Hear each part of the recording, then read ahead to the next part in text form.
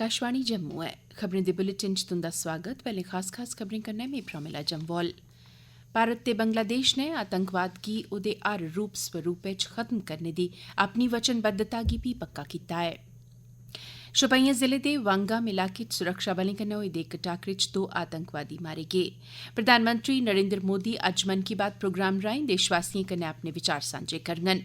श्री अमरनाथ जी यात्रा 2021 लेई श्रद्धालुएं दा पंजीकरण 1 अप्रैल थमां शुरू होग। लेफ्टिनेंट गवर्नर मनोज सिन्हा होरें होली दे खुशगवार मौके पर जम्मू कश्मीर दे लोकें गी शुभकामनां भेंट कीतियां न। सैलसफे दे बाद्दे विकास लेई मानसर च फुलकारी 2021 नां कन्नै लोक रंगें ते संगीत दा उत्सव शुरू कीता गेआ। हुन खबरें दी तफसील कन्नै विजय बजाज। भारत ते बंगलादेश ने आखेआ ऐ जे दौनें मुल्खें बश्कार सांझ भ्याली समूलचे खित्ते आस्तै दपक्खी सरबंधें गित्तै इक आदर्श दे तौर उप्पर उभरियै सामने आई ऐ। प्रधानमंत्री नरेंद्र मोदी ते उंदी बंगलादेश दिएं हमरुतबा शेख हसीना हुंदे बश्कार ढाका च होई दी वार्ता परैंत जारी इक सांझे बयान च आखेआ गेआ ऐ जे श्री मोदी हुंदा बंगलादेश दा दौरा दौनें मुल्खें बश्कार 50 ब'रें दी सांझ भ्याली दा प्रतीक ऐ। दौनें नेताएं हर किस्मै दे आतंकवाद दा खात्मा करने दी अपनी वचनबद्धताएं गी परतियै पक्का कीता है। ध्यानजोग है जे भारत ते बंगलादेश ने दपक्खी सरबंधें गी होर निग्गर करने लेई कल बपार ते टेक्नोलोजी सने होर बी केइएं महत्वपूर्ण सैक्टरें च सैह्मति पत्रें पर दस्तखत कीते न। शोपियां जिले दे वनगाम इलाके च जंदी संझां होए दे इक टाकरे दौरान सुरक्षाबलें 2 आतंकवादिएं गी मारी मुकाया ऐ। ग्रां च आतंकवादिएं दी मौजूदगी बारै खूफिया जानकारी थ्होने परैंत सुरक्षाबलें दी इक सांझी टीम पास्सेआ वनगाम च घेराबंदी ते तपाशी आह्ला अभियान चलाया गेआ। जिआं गै सुरक्षाबलें दी एह् सांझी टीम मुश्तबा थाह्रै कश पुज्जी तां आतंकवादिएं उंदे पर गोलीबारी शुरू करी दित्ती, जेह्दे परैंत टाकरा भखी पेआ। इस्सै दौरान सुरक्षाबलें 2 आतंकवादिएं गी मारी मुकाया। उंदे थमां हथियार असला ते गोला बरूद बी बरामद कीता गेआ ऐ। टाकरे दौरान फौज दा इक जवान शहीद बी होआ ऐ, जिसलै कि जख्मी होए दे इक होर जवान गी इलाज आस्तै श्रीनगर दे 92 बेस आह्ले फौजी अस्पताल च दाखल करोआई दित्ता गेदा ऐ। जम्मू दे डिवीजनल कमिशनर डाक्टर राघव लंगर होरें कल जम्मू च सरबंधत डिप्टी कमिशनरें ते मैह्कमें दी इक बैठक सद्दियै फौज, बीएसएफ ते सीआरपीएफ पास्सेआ लैती जाने आह्ली जिमीं सरबंधी मंग आह्ले मामलें दी स्थिति दा जायजा लैता। बन्ने पर 135 फुट तारबंदी, सरहदी चौकिएं, महत्वपूर्ण इलाकें सरबंधी योजनाएं, फायरिंग रेंजें ते होरनें रक्षा उद्देश्यें लेई जिमीं हासल करने सरबंधी मामलें बारै इस मौके तफसीली चर्चा कीती गेई। डिवीजनल कमिशनर होरें इनें मामलें सरबंधी ब्यौरे मंगे ते सरबंधत अधिकारिएं गी निर्देश दित्ता जे ओह् इनें कम्में च तेजी आह्न्नियै इस प्रक्रिया गी तौले शा तौले पूरा करी देन। उनें राजस्व सरबंधी मैह्कमे दे अधिकारिएं गी आखेआ जे ओह् इनें मामलें दे तौले नबेड़े लेई जिमीं मुतल्लक दस्तावेज तैयार करियै सांझे तौरा पर तसदीक आह्ले कम्में गी भी मुकम्मल करी देन। प्रधानमंत्री नरेंद्र मोदी होर अज्ज दिनै 11 बजे आकाशवाणी दे मन की बात कार्यक्रम दे राएं देश विदेश च रौह्ने आह्ले लोकें कन्नै अपने विचार सांझे करङन। इस माहवार रेडियो कार्यक्रम दी 75वीं किश्त होग, जेह्दा प्रसारण आकाशवाणी ते दूरदर्शन दे समूलचे नेटवर्क उप्पर कीता जाग। एह्दे अलावा प्रधानमंत्री हुंदे दफ्तर, सूचना ते प्रसारण मंत्रालय ते आकाशवाणी ते दूरदर्शन दे यूट्यूब चैनलें पर बी एह्दा प्रसारण होग। इस कार्यक्रम गी आकाशवाणी खबरें दी वैबसाइट www.newsonair.com ते news on AIR mobile app पर भी प्रसारित कीता जाग। आकाशवाणी पास्सेआ हिंदी प्रसारण दे फौरन मगरा एह्दा इलाकाई भाशाएं च भी प्रसारण कीता जाग। इलाकाई भाशाएं च एह्दा प्रसारण अज्ज रातीं 8 बजे इक बारी परतियै बी होग।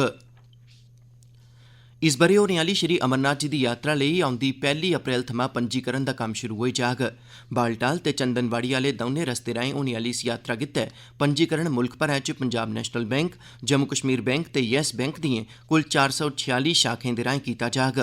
आकाशवाणी दे जम्मू संवाददाता दी रिपोर्ट मुजब इस ब'रे एह् यात्रा 56 दिनें दी होग, जेह्ड़ी 28 जून थमां शुरू होइयै 22 अगस्त 2021 गी रक्खड़ पुन्नेआ आह्ले दिन संपन्न होई जाग। श्री अमरनाथ जी श्राइन बोर्ड दे मुक्ख कार्यकारी अधिकारी नीतीश्वर कुमार होरें दस्सेआ ऐ जे सरबंधत रियासती सरकार जां केंद्र शासित प्रदेशें दे प्रशासनें पास्सेआ मानता हासल डाक्टरें ते मैडिकल इदारें पास्सेआ दित्ते गेदे सर्टिफिकेट गै पंजीकृत बैंक शाखें च मंजूर कीते जाङन ते 15 मार्च 2021 दे मगरा जारी कीते गेदे सेह्त सरबंधी सर्टिफिकेटें गी गै वैध मन्नेआ जाग। यात्रा लेई पंजीकरण करोआने गित्तै यात्रिएं गी श्री अमरनाथ जी श्राइन बोर्ड दी वैबसाइट www.shriamarnathjishrine.com पर दित्ते गेदे निर्देशें दा पालन करना होग। ध्यानजोग है जे 13 ब'रें शा घट्ट उमरी दे बच्चें ते 75 ब'रें शा मती उमरी दे बजुर्गें ते 6 हफ्तें शा मते समें दे गर्भ आह्ली महिलाएं गी भी इस ब'रे यात्रा पर जाने दी इजाजत नेईं होग। हैलीकाप्टर राएं यात्रा पर जाने आह्ले श्रद्धालुएं गी अगेत्रे पंजीकरण करोआने दी कोई लोड़ नेईं होग, कीजे उंदी हैलीकाप्टर दिएं टिकटें गी गै पंजीकरण दे तौर उप्पर मन्नेआ जाग। केन्द्र शासित प्रदेश जम्मू कश्मीर च कल नोवल कोरोना वायरस दे 271 नमें मामले सामने आए न, जिंदे चा 75 जम्मू डिवीजन थमां ते 196 कश्मीर घाटी थमां न। इनें नमें मामलें गी रलाइयै प्रदेश च अजें तगर सामने आए दे कोरोना वायरस दे कुल मामलें दी गिनतरी होर बधियै 1,29,684 तगर जाई पुज्जी ऐ। कश्मीर खित्ते च कल कोरोना वायरस कारण इक जने दी मौत होई जाने दी भी खबर ऐ। कोविड-19 दे 138 होरनें मरीजें गी कल ठीक होने परैंत जम्मू कश्मीर दे बक्ख-बक्ख अस्पतालें थमां छुट्टी भी दित्ती गेई ऐ। इंदे चा 13 जने जम्मू डिवीजन दे, जिसलै कि 125 जने कश्मीर दे रौह्ने आह्ले न। एह् खबरां तुस आकाशवाणी जम्मू थमां सुना'रदे ओ। हुन बाकी दिएं खबरें कन्नै प्रोमिला जम्वाल। केन्द्र शासित प्रदेश जम्मू कश्मीर च अज्ज रंगें दा ध्यार होली मनाया जा'रदा ऐ। साढ़े सांबा आह्ले संवाददाता सतपाल शर्मा मुजब जिले च अज्ज होली दा पर्व बड़ी धूमधाम कन्नै मनाया जा'रदा ऐ ते इसी लेइयै लोकें अंदर बड़ा उत्साह बी ऐ। उआं इस बारी कोविड महामारी दे मद्देनज़र होली दा ध्यार बड़े सौगे रेहियै ते एहतियात कन्नै मनाया जा'रदा ऐ ते इस दौरान कोविड सरबंधी दिशा निर्देशें दी पालमा यकीनी बनाई जा'रदी ऐ। इस्सै चाल्ली जम्मू खित्ते दे होरनें जिलें कठुआ, पुंछ ते रामबन च बी होली दा ध्यार अज्ज मते जोश ते एहतियात कन्नै मनाए जाने बारै जानकारी हासल होई ऐ। लेफ्टिनेंट गवर्नर मनोज सिन्हा होरें होली दे खुशगवार मौके पर जम्मू कश्मीर दे लोकें गी दिली मुबारकबाद दित्ती ऐ। आकाशवाणी जम्मू दे संवाददाता मुजब अपने शुभकामना संदेश च लेफ्टिनेंट गवर्नर होरें आखेआ जे रंगें दा ध्यार होली साड़ी सग्गोसार बन्न-सबन्नी संस्कृति दा इक अनत्रुट हिस्सा ऐ, जेह्ड़ा अनेकता च एकता दी परंपरा गी पक्का करियै समाजी ताने-बाने गी तगड़ा करदा ऐ। उनें आखेआ एह् शुभ ध्याड़ा आपसी भाईचारे, दोस्ती मित्तरी ते परापे ते बुराई पर अच्छाई दी जित्त दा प्रतीक ऐ।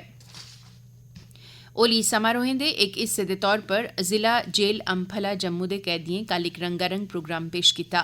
इस दौरान लोक गीतें, शास्त्री ते सूफी गीतें समेत केईं सांस्कृतिक प्रोग्राम पेश कीते गे, जिसी दर्शकें बड़ा सराहेआ। इस प्रोग्राम दे आयोजन च कोविड-19 मानक दिशा निर्देशें दी पूरी पालमा कीती गेई। DGP prisons VK. सिंह होरें अपने संबोधन च दस्सेआ जे विभाग जांच ते रिमांड ई मुलाकात सहूलत लेई वीडियो कांफ्रेंसिंग सरिस्ता शुरू करने गी जा'रदा ऐ तां जे जेलां मतियां टैक सावी बनी सकन। एह्दे अलावा कैदियें दी कॉलिंग व्यवस्था ते जेलें च आधुनिक किस्म दे इंटरव्यू रूम्स बी बनाए जा'रदे न।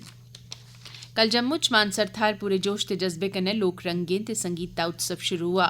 आकाशवाणी जम्मू दे संवाददाता दी रिपोर्ट मुजब कोविड-19 महामारी दे मगरा एटलस इवेंट मैनेजमेंट दे सैह्योग कन्नै सैलसफा विभाग आसेआ आयोजित फुलकारी उत्सव अपनी किस्म दा पैह्ला उत्सव ऐ। समारोहें दी शुरुआत माउंटेन बाइक रैली कन्नै शुरू होई, जेह्दे च 20 शा बी मते लोकें शिरकत कीती। एह्दा मकसद इलाके च रोमांचकारी गतिविधिएं दी समर्थ बारै दस्सना दसाना हा। एह्दे मगरा कुदरत दी सैर ते मौके पर चित्रकारी प्रतियोगिता बी करोआई गेई, जेह्दे च मन्ने परमन्ने दे चित्रकारें हिस्सा लैता। सैलसफा निदेशालय नै मानसर च 4 होर प्रतियोगितां करोआने दी घोशणा कीती। एह्दे तैह्त मानसर च पक्खरुएं पर तक्क रक्खने आह्ली बर्ड वाचिंग प्रतियोगिता, फोटोग्राफी मुकाबले, वीडियोग्राफी प्रतियोगिता ते जम्मू टैगलाइन प्रतियोगिता करोआई जाग। इक हफ्ते दे अंदर अंदर एह् प्रतियोगितां करोआइयां जाङन। संझा'लै इक सांस्कृतिक प्रोग्राम बी होआ, जेह्दे च स्थानीय कलाकारें हिस्सा लैता। इस मौके पर उधमपुर दे डीडीसी मिंबर लालचंद होरें बक्ख-बक्ख खेत्तरें च अपना नांऽ रोशन करने आह्ले जम्मू दे कलाकारें गी सम्मानित कीता। अज्ज राष्ट्रीय जरनैली सड़कै पर जम्मू श्रीनगर मझाटै ट्रैफिक छड़ी इक तरफा चलोग। ट्रैफिक पुलिस मुजब लौह्कियें गड्डियें गी श्रीनगर थमां जम्मू लेई छोड़ेआ जाग ते इनें गड्डियें गी बड्डलै 7 बजे शा दपैह्री 12 बजे तक्कर काजीगुंड टप्पने दी खुल्ल होग। इस समें सीमा शा पैह्लें जां मगरा कुसै गड्डी गी काजीगुंड चा लंघने दी खुल्ल नेईं होग। उआं बनिहाल ते जवाहर टनल मझाटै बत्ता फसी दिएं गड्डियें गी जम्मू गित्तै छोड़ेआ जाग। उद्योग वाणिज्य विभाग दे प्रिंसिपल सैक्रेटरी रंजन पी ठाकुर होरें कल डिगियाना जम्मू दी उद्योगी बस्ती च नमें बनाए गेदे सिकॉप दे टेस्टिंग सेंटर दी कारकरदगी दा जायजा लैता। अपने दौरे दौरान सिकॉप दे मैनेजिंग डायरेक्टर होरें जानकारी दित्ती जे भारतीय मानक ब्यूरो दे स्हाबें इस टेस्टिंग सेंटर दा दर्जा बधाया गेदा ऐ ते बिस प्रमाण पत्र निगम गी जारी बी करी दित्ता गेदा ऐ। ते हुन अखीरै च खास खबरां इक बारी परतियै। भारत ते बंगलादेश नै आतंकवाद गी ओह्दे हर रूप स्वरूप च खत्म करने दी अपनी वचनबद्धता गी भी पक्का कीता ऐ। शोपियां जिले दे वनगाम इलाके च सुरक्षाबलें कन्नै होए दे इक टाकरे च 2 आतंकवादी मारे गे न। प्रधानमंत्री नरेंद्र मोदी अज्ज मन की बात कार्यक्रम दे राएं देशवासियें कन्नै अपने विचार सांझे करङन। श्री अमरनाथ जी यात्रा 2021 लेई श्रद्धालुएं दा पंजीकरण 1 अप्रैल थमां शुरू होई जाग ते सैलसफा दे बाद्दे विकास लेई मानसर च फुलकारी 2021 नां कन्नै लोक रंगें ते संगीत दा उत्सव शुरू कीता गेआ ऐ। एह्दे कन्नै गै खबरें दा एह् बुलेटिन समाप्त हुआ।